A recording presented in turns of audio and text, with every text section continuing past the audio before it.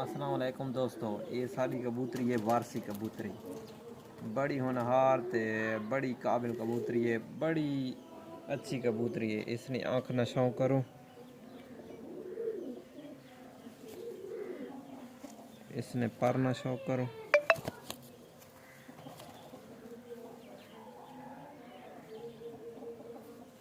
ते इसनिया फड़का तकरीबन 13 घंटे 14 घंटे प्लस। बहुत अच्छी कबूतरी है। ते कबूतरी करासा जो है देसी कबूतरी नहीं, वलैती करासा जो कबूतरी है बड़ी अच्छी कबूतरी है। तो दोस्तों इसना शौक करो वारसी कबूतरी। इसने तकरीबन हर डार टूर्नामेंट 4 के बाद आती थी।